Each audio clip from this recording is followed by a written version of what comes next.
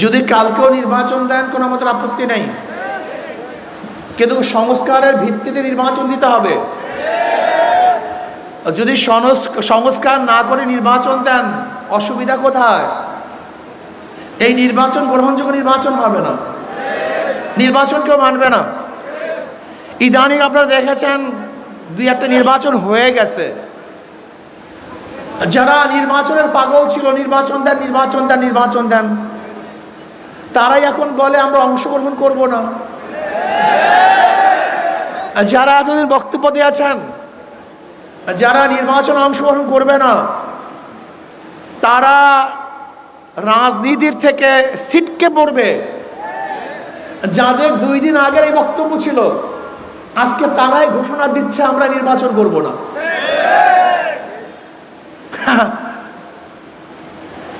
আমি আশ্চর্য হয়ে যাই বিএনপির অবস্থা দেখে। এই বরিশালের অনেক সাংবাদিক আমাকে প্রশ্ন করেছেন যে হুজুর, বিএনপির এত ভোট, এত বড় সংগঠন। আমি বললাম বিএনপির কোনো ভোট নাই, আপনার বিএনপির ভোট দেখলেন কোথায়?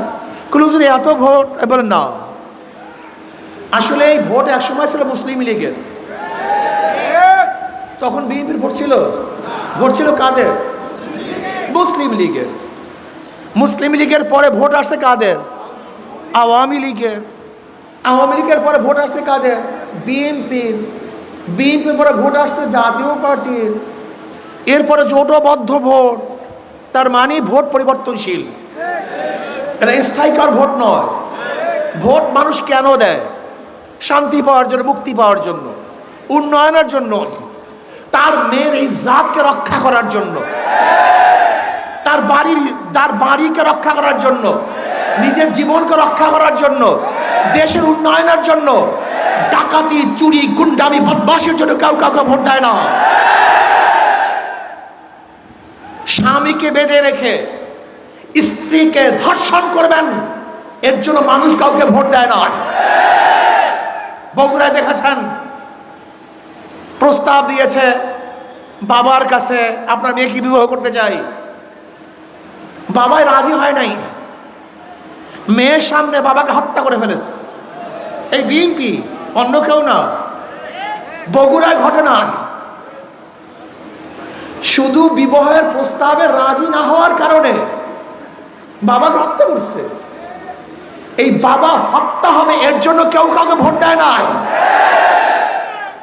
তজুমুদ্দিন এই ভোলায়, আপনাদের ভোলায়, আমাদের ভোলায় চাঁদা না দেওয়ার কারণে স্বামীকে বেঁধে রেখে সবার সামনে স্ত্রীকে গণধর্ষণ করেছে, এর জন্য মানুষ কাউকে ভোট দেয় না। ঢাকায় দেখেছেন, চাঁদার জন্য আপুসের মধ্যে নিজেদের মধ্যে করুণ ধরে নিজের দলের লোকদেরকে পাথর মেরে সবার সামনে হত্যা করেছে। নিজের জীবনকে বিসর্জন করার জন্য কেউ কাউকে ভোট দেয় না। আপনারা দেখেছেন,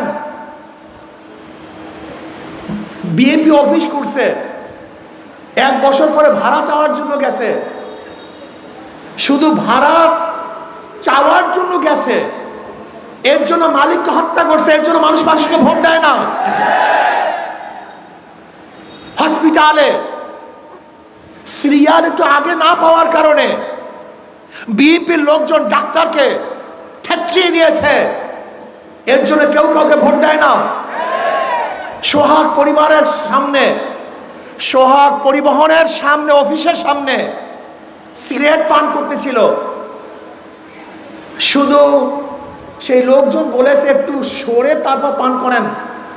আর আপনারা জানেন, ওপেনে সিগারেট পান করা বাংলাদেশের আইনের খেলাফ, এটা আইনে নাই। ওপেনে কোনো জায়গায় কেউ সিগারেট পান করতে পারবে না, এটা বাংলাদেশের সংবিধান, বাংলাদেশের আইন। শুধু এতটুকু অনুরোধ করছে, একটু পাশে সরে তারপর সিগারেট পান করেন। শুধু এতটুকুর জন্য সোহাগ পরিবারের গাড়ি সহ অফিস ভেঙ্গে, মালিকের বাড়ি ভেঙ্গে চুরমার করে ফেলছে, এর জন্য মানুষকে ভোট দেয় না। আপনারা কতটা ঘটনা বলবো? চাঁদা না দেওয়ার কারণে এতদিন আয়না ঘর করেছে শেখ হাসিনা, এখন আয়নাকার করেছে ছাত্র দলের লোকজন, আপনারা সবাই দেখেছেন। কথা না বলার কারণে, না শোনার কারণে ঘুষি লাথি প্রতিদিন চলতেছে। এর জন্য মানুষ রাজনীতি করে না। মানুষ কি চায়? মানুষ কি চায়? শান্তি। মানুষ চায় মুক্তি। আমার মেয়ে হাঁটবে, নিরাপদে হাঁটবে। আমার ছেলেটা বের হবে, নিরাপদে ঘরে ফিরবে। এই দোকানদাররা ব্যবসা করবে, নিরাপদে ব্যবসা করবে। চাকরিজীবীরা চাকরি করবে, নিরাপদে চাকরি করবে। বরিশাল শহরে কেউ বিল্ডিং করবে নিজের জমিতে, সেখানে চাঁদা দিতে হবে কেন? কেন চাঁদা দিব? কাকে চাঁদা দিব? কারণটা কি?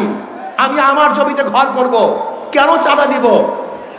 আমি সরকারি লাইসেন্স নিয়ে গাড়ি চালাবো, ওই গুন্ডাদেরকে কেন আমি চাঁদা ব্যয় করবো? কারণটা কি?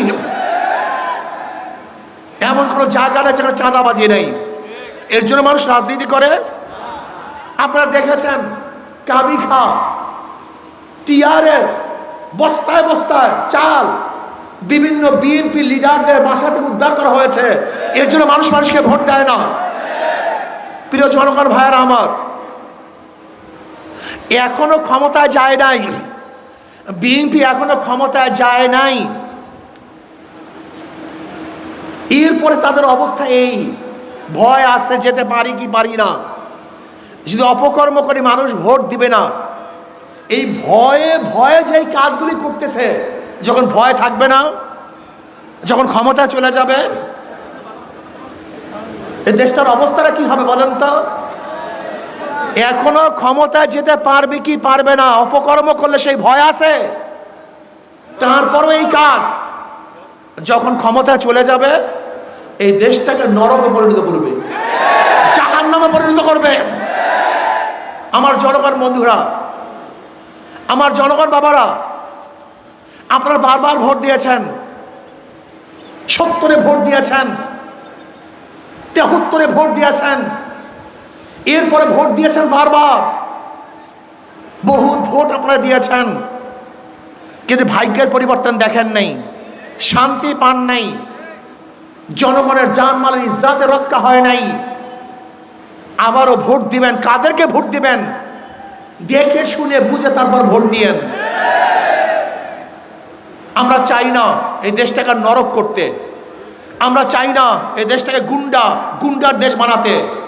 আমরা চাই না এই দেশটা ধর্ষকদের দেশ হোক। আমরা চাই না দেশটা চাঁদাবাজের দেশ হোক, খুনিদের দেশ হোক, জালেমদের দেশ হোক। এইটা আমরা চাই না। আমরা চাই মানবতার দেশ, শান্তির দেশ, মুক্তির দেশ, যেখানে আমার গরিব বন্ধুরা না খেয়ে থাকবে না, বাংলাদেশের একজন জনগণ বস্ত্রহীন থাকবে না, আমার মা বোনরা ধর্ষিতা হবে না, কোনো গরিবদের উপরে জুলুম অত্যাচার করা হবে না। মসজিদের মধ্যে ইমাম সাহেব বক্তব্য দিবে, কাউ উল্টা ফুলটা, কাউর বিরুদ্ধে বক্তব্য দিলেই ওই গলা টিপে ধরবে, এরকম আর সমাজ আমরা দেখতে চাই না। আজকে বিএনপি হাজারো জায়গায় আল্লাহর জিকির বন্ধ করে দিয়েছে। আল্লাহর জিকির বন্ধ করবে এরকম কোনো লোক আমরা দেখতে চাই না। আমরা চাই স্বাধীনভাবে দেশের মানুষ বসবাস করবে, সবাই চলাফেরা করবে। আজকে বিএনপি যে কাজ শুরু করছে, বিশ্বায়ক চরমনাইকে নিয়ে এসে মন্তব্য করছে, আমি মনে করি বাংলাদেশের প্রত্যেকটা মুসলমানদেরকে জাগ্রত হওয়া উচিত, মোহাম্মদেরকে জাগ্রত হওয়া উচিত, খাস করে বরিশালের প্রত্যেকটা মানুষের জাগ্রত হওয়া উচিত। এটা আপনাদের জন্য লজ্জা। আমাদের প্রতি কি স্লোগান দিয়েছে? নেশা খায়, মিথ্যা বলে, নেশা খায় পীর সাহেব চরমনাই, যাদের মাধ্যমে হাজারো গাঁজাখোর গাঁজা ছেড়ে দিয়েছে, হাজারো মদখোর মদের বোতল ভেঙে চুরমার করে ফেলেছে, হাজারো খারাপ লোকগুলি আল্লাহর ওলি হয়েছে। তাদের মধ্যে স্লোগান কি দেয়? মিথ্যা বলে, নেশা খায় পীর সাহেব চরমনাই। এ চরমনাইবাসী, বরিশালবাসী, কখন নেশা খেলাম, কোন কথাটা মিথ্যা বললাম, ধরিয়ে দেন যে অমুক কথাটা মিথ্যা বলেছি। আমরা নাকি ভণ্ড, আমরা নাকি ভণ্ড, আমাদের এলেম কালাম নেই, আমরা মূর্খ, আমরা কি চরের দল। কটূক্তি করে আমি বারবার বলতেছি, আমি বিশ্বাস করি যারা আল্লাহর ওলিদের বিরুদ্ধে এই কটূক্তিমূলক বক্তব্য দিয়েছে, আল্লাহ পাক ছাড় দেন, ছেড়ে দেন না। গজবের অপেক্ষা থাকো, গজব আসতেছে, গজব আসতেছে। এই বরিশালে বসে বলেছিলাম, ওই জালেমদের পতন না দেখিয়ে যেন আল্লাহ পাক আমাকে মৃত্যু না দেন। আজকে বলবো যারা আলেম ওলামাদের বিরুদ্ধে আঙ্গুল তুলেছো, বক্তব্য দিয়েছো, আল্লাহ পাক রব্বুল আলামিন অবশ্যই অবশ্যই ওদেরকেও শাস্তি দেবেন, গজব ফলাবেন, কোনো সন্দেহ নাই।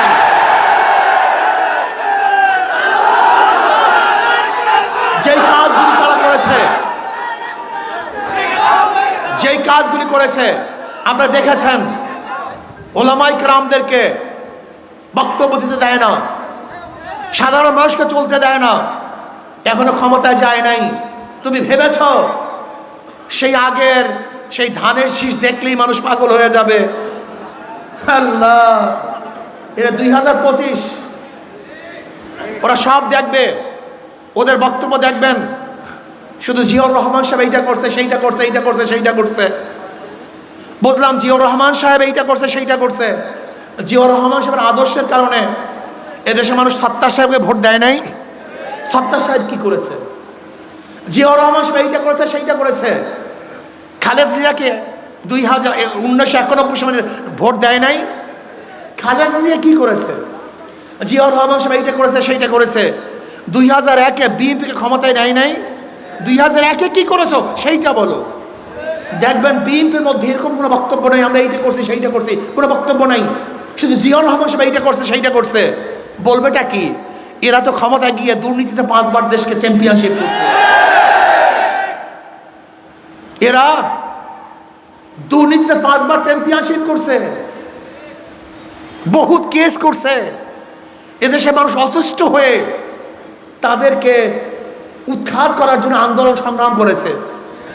যাই হোক, আমি বরিশালের বাসীদেরকে বলবো, আমার বাবাদেরকে বলবো, গোটা বাংলাদেশের মানুষকে বলবো, পিআর সিস্টেমে নির্বাচন দেন। আজকে হোক কালকে হোক বিএনপি ওই দাবি করবে, কিন্তু সেই সময় আসতে আছে। বিএনপির পায়ের নিচের মাটি তো আস্তে আস্তে সব ফসকিয়ে যাচ্ছে। বিএনপি আজকে হোক কালকে হোক পিআর সিস্টেমে নির্বাচন দাবি করবে। আর আমি বিশ্বাস করি সাংবাদিকরা লিখে রাখেন, ভুলবেন না, আজকে তারিখ দিয়ে লিখে রাখবেন। ইনশাআল্লাহ বাংলাদেশের যেই সেই জায়গায় যেখানে ইসলামী দলের শক্তিশালী প্রার্থী থাকবে, প্রত্যেক জায়গায় ইসলামের বাহিরের শক্তি হারবে। যেখানে যেই সিটগুলিতে ইসলামের পক্ষের শক্তিশালী ক্যান্ডিডেট থাকবে, বিপক্ষের ইসলামের বিরোধী সমস্ত শক্তিগুলি অবশ্যই হারবে। আগামী নির্বাচন 2 ভাগে ভাগ হয়ে যাবে। ইসলামের পক্ষের শক্তি, ইসলামের বিপক্ষের শক্তি, ভারতের পক্ষের শক্তি, ভারতের বিপক্ষের শক্তি। আগামী নির্বাচন হবে ইসলামের পক্ষে, ইসলামের বিপক্ষে, ভারতের পক্ষে, ভারতের বিপক্ষে। আর আগামী নির্বাচনে জিতবে কারা? যারা ইসলামের পক্ষে, ভারতের বিপক্ষে, তারাই জিতবে ইনশাআল্লাহ। 2 ভাগে ভাগ হয়ে যাবে, কোনো সন্দেহ নেই। এদেশের মানুষ ইসলাম ফোবিয়া, হাজারো মানুষ ইসলাম ফোবিয়া, ইসলামকে ভয় পায়। এক গাঁজাওয়ালা একদিন আমাকে বলতেছে, হুজুর ইসলাম ক্ষমতায় আসলে আমার গাঁজার অবস্থাটা কি হবে? আমি তো গাঁজাখোর, গাঁজা ছাড়া থাকতে পারি না। আমি বললাম, বাবা তুমি কি মসজিদে গিয়ে গাঁজা সেবন করতে পারো? বলে না। আমি বলি কেন? বলে পরিবেশ নেই। আমি বলে ইসলাম ক্ষমতায় আসলে গোটা বাংলাদেশটা মসজিদে পরিবেশ হয়ে যাবে, তোমাকে গাঁজা সেবন করতে হবে না। তাহলে প্রমাণ কি? আজকে এখানে হাজারো মানুষ আছেন যারা বিড়ি পান করেন, ধূমপান করেন, এরকম কি একটা লোক এখানে নাই? কই এখন পান করেন না কেন? কথা বলেন না কেন? নিষেধ করছি, বাধা দিছি, কি নাই? ঠিক ইসলাম হুকুমত আসলে পরিবেশ থাকবে না, আপনি এমনিতে ভালো হয়ে যাবেন। চোরেরা মনে করে হুজুর ইসলামী ক্ষমতা আসলে আমার চুরির অবস্থাটা কি হবে? আমি বললাম, তুমি চুরি করবা কেন? ক্ষুধার্ত, স্ত্রীর জন্য, ছেলের জন্য, মেয়ের জন্য, তোমার চুরি করার দরকার নাই, সরকার দায় দায়িত্ব নিয়ে নেবে। তোমার ছেলের, তোমার মেয়ের, তোমার পরিবারের দায় দায়িত্ব সরকারের থাকবে, তোমাকে চুরি করতে হবে না। সব দায় দায়িত্ব সরকারের, তুমি চুরি করবা কেন? দাড়ি যারা কাটেন তারা মনে করে ইসলামী হুকুমাত আসলে আমার দাড়ির অবস্থাটা কি? আচ্ছা বলেন তো, মসজিদে ঢুকলে আপনাকে ইমাম সাহেব বলছে দাড়ি রাখিয়ে আসেন? আসলে শুনছেন কোন জায়গায়? ইসলামের সবচেয়ে বড় পবিত্র জায়গা হলো মসজিদ, সেখানে আপনাকে দাড়ি রাখার জন্য আপত্তি করে না, দাড়ি ছাড়া ঢুকতে দেয়। আর এই গোটা বাংলাদেশ থেকে দাড়ি ছাড়া আপনাকে বিদায় দিয়ে দিবে। এই সমস্ত ঢুকাইছে কি আপনাকে? এই ইসলামের দুশ্মন মাথার মধ্যে ঢুকাইছে। আমার হাজারো মহিলারা যারা বেপর্দা, পর্দা করে না, এটা ধারণা কি ইসলামী ক্ষমতায় আসলে আমাকে বস্তা বন্ধে সব ঘরের মধ্যে ঢুকাইয়া দিবে? লা ইকরাহা ফিদ্দীন, ইসলামের মধ্যে বাড়াবাড়ি নাই, এমন পরিবেশ সৃষ্টি হবে তুমি আদর্শবান হয়ে যাবা, তোমার কোনো কষ্ট হবে না। ইসলাম করবে, জুলুম করবে না, অত্যাচার করবে না। ইসলাম ক্ষমতা আসলে কি হবে? প্রত্যেকের অধিকার বাস্তবায়ন হবে, প্রত্যেকের প্রাপ্তি তার দ্বারে দ্বারে বুঝবে ইনশাআল্লাহ। আমি সমস্ত বাবাদেরকে বলবো, এই 53 বছর পর্যন্ত বিভিন্ন মানুষদেরকে বিভিন্ন দল থেকে ক্ষমতায় নিয়েছেন, বারবার পরীক্ষা করেছেন, ওরা বারবার ফেল করেছে। আমি অনুরোধ করব, আগামী নির্বাচনে শুধু ইসলামকে পরীক্ষা করুন, একটাবার পরীক্ষা করুন। যদি ফেল করে জীবনে আপনাদের কাছে আর আসবো না। একটাবার পরীক্ষা করুন, শুধু একটাবার। হাত জোর করে অনুরোধ করছি, ইসলামকে শুধু একটাবার পরীক্ষা করুন। ঠকবেন না, জিতবেন। ঠকবেন না, অবশ্যই জিতবেন ইনশাআল্লাহ। আর মুসলমান কেন ইসলামকে পছন্দ করবেন না? মুসলমান কেন ইসলামকে পছন্দ করবেন না? আপনার জন্য সবচেয়ে প্রিয় সংগঠন, প্রিয় নীতি আদর্শ ইসলাম। ইসলামের বাইরে যাওয়ার আপনার কোনো সুযোগ নেই। ওদের সব জায়গায় ধোঁকাবাজি। যারা নৌকা নিয়ে নির্বাচন করে নিজেরা নৌকা চালাতে পারে না, যারা ধানের শেষে নির্বাচন করে নিজেরা ধান কাটতে পারে না, যারা নাঙ্গল নিয়ে নির্বাচন করে নিজেরা নাঙ্গল বইতে পারে না, যারা কুঠা নিয়ে নির্বাচন করে নিজেরা কাঠ ফাটতে পারে না।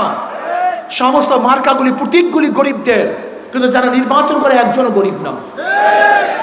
প্রতীক সব গরিবদের, কিন্তু যারা নির্বাচন করে তারা একজনও গরিব না। তার মানে মার্কার সাথে ওদের কাজে করে মিল নাই।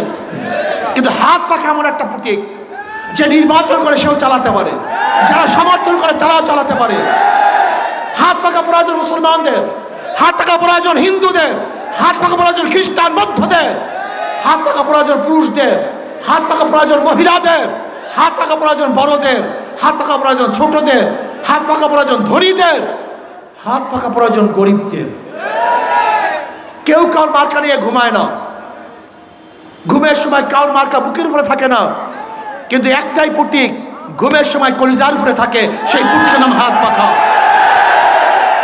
সব মার্কা দেখা শেষ, হাত পাখার বাংলাদেশ। সব মার্কা দেখা শেষ, হাত পাখার বাংলাদেশ। আমি বিশ্বাস করি হাত পাখা বিজয় হলে এই জাতি বিজয় হবে, হাত পাখা বিজয় হলে দেশ বিজয় হবে, হাত পাখা বিজয় হলে মুসলিম, হিন্দু, বৌদ্ধ, খ্রিস্টান সবাই বিজয় হবে। আমি সরকারকে বলবো, অন্তর্বর্তীকালীন সরকারকে বলবো, ডক্টর ইউনূস সাহেবকে বলবো, কোন একদিকে ঝুঁকে যাবেন না। আপনার মতো শিক্ষিত ভদ্রলোক যেই কাজ করেছেন এটা ঠিক করেন নাই, আমরা সহ্য করেছি। কোন এক ব্যক্তির সাথে বৈঠক করে একা একা, কোন এক ব্যক্তির সাথে বৈঠক করে একা একা আপনি নির্বাচনের ডেট ঘোষণা দিতে পারেন না। এটা আপনার জন্য বৈধ নয়। আমরা মেনে নিয়েছি। ভেবেছেন অমুক দল ক্ষমতায় আসবে, যদি আপনিও নিরপেক্ষ না থাকেন মানুষ কার উপর আস্থা রাখবে?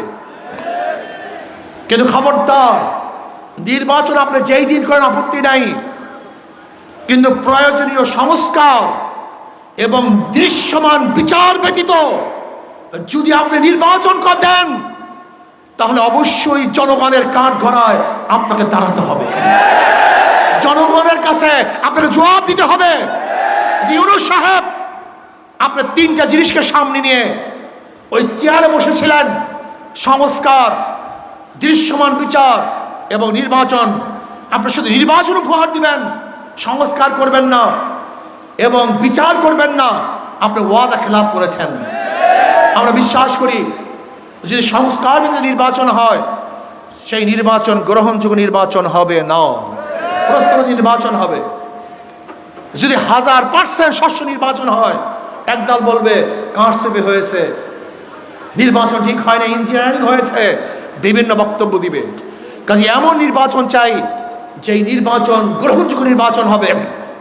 নির্বাচন কমিশন সাহেব, আপনি কি বলেছেন? পিআর সিস্টেম সংবিধানে নাই। আপনি নিজেকে সংবিধানে আছেন? আপনি নিজেও তো সংবিধানে নাই। আপনি কি জানেন যে সরকার ফল করার 3 মাসের মধ্যে নির্বাচন দিতে হবে? এটা সংবিধান। আর আপনি তো 3 মাসের পরে বসছেন, আপনার তো বৈধতা নাই। এই সংবিধান আপনাকেই তো বৈধতা দেয় না। আর আপনি বলছেন সংবিধানে নাই, আমরা বলবো আপনিও সংবিধানে নেই। যেরকম আপনি সংবিধানবিহীন, ঠিক পিআরও আমি মনে করি সংবিধানবিহীনই হওয়া উচিত। কারণ এই 72 নির্বাচনে 72 সংবিধান আমরা চাই না। এই সংবিধানকে পরিবর্তন করতে হবে। সমস্ত ফ্যাসিস্ট তৈরি করে এই 72 সংবিধান, এটা যার যার মতো কেটে সেটে নিজেদের অনুযায়ী, নিজেদের স্বার্থ অনুযায়ী সাজানো হয়েছে। এই সংবিধান মানুষকে কল্যাণ দিতে পারে না, মানুষকে মুক্তি দিতে পারে না। কাজে সংবিধান পরিবর্তন করতে হবে, সংস্কার করতে হবে, বিচার করতে হবে, পিআর সিস্টেমে নির্বাচন দিতে হবে। আর পিআর সিস্টেমে নির্বাচন দেওয়ার জন্য ইনশাআল্লাহ আমরা কর্মসূচি ঘোষণা করব। অবশ্যই অন্তর্বর্তী সরকার পিআর সিস্টেমে নির্বাচন দিতে বাধ্য হবে ইনশাআল্লাহ। আর যারা বলে পিআর বুঝি না, খায় না, মাথায় দেয়, ওদের রাজনীতি করার কোনো অধিকার নাই। একটা পিআর সিস্টেমে নির্বাচন হবে কি হবে না সেটা ভিন্ন কথা, কিন্তু একজন রাজনীতিবিদ যদি বলে আমি বুঝি না, তাহলে তার রাজনীতি করার কোনো অধিকার নেই। কাজে আসুন আগামী নির্বাচনে হাত পাকা প্রতীকের পক্ষে ইনশাআল্লাহ যে যেখানে আসি সব শক্তি নিয়ে ঝাঁপিয়ে পড়বো। রাজি আছেন ইনশাআল্লাহ? আমাদের বরিশাল আগুলজারা, আমাদের আগুলজারা উজিরপুর থেকে আমাদের রাসেল সদর মেহেদী সাহেব ইনশাআল্লাহ নির্বাচন করবেন, বলেন আলহামদুলিল্লাহ। আমাদের সিরাজ সাহেব বাবুগঞ্জ বুলাদির থেকে ইনশাআল্লাহ নির্বাচন করবেন, বলেন আলহামদুলিল্লাহ। আর আমাদের হযরত মাওলানা মুফতি আবুল খায়ের সাহেব মেহেন্দিগঞ্জ হিজলার থেকে নির্বাচন করবেন, আলহামদুলিল্লাহ। এবং আমাদের ডাক্তার সিরাজি সাহেব আলহামদুলিল্লাহ, তার অবস্থা তো খুবই ভালো, ইনশাআল্লাহ নওসির জালুঘাট থেকে নির্বাচন করবেন, আলহামদুলিল্লাহ। আমাদের সবাইকে কবুল করে নেন। এবার বরিশালবাসী বেদেশে জোট, হাত পাখায় দিনে ভোট। আল্লাহ আমাদের সবাইকে হাত পাখায় শাহেকে জন্ম দেয় বরিশাল সদর থেকে। আল্লাহুম্মা আমিন।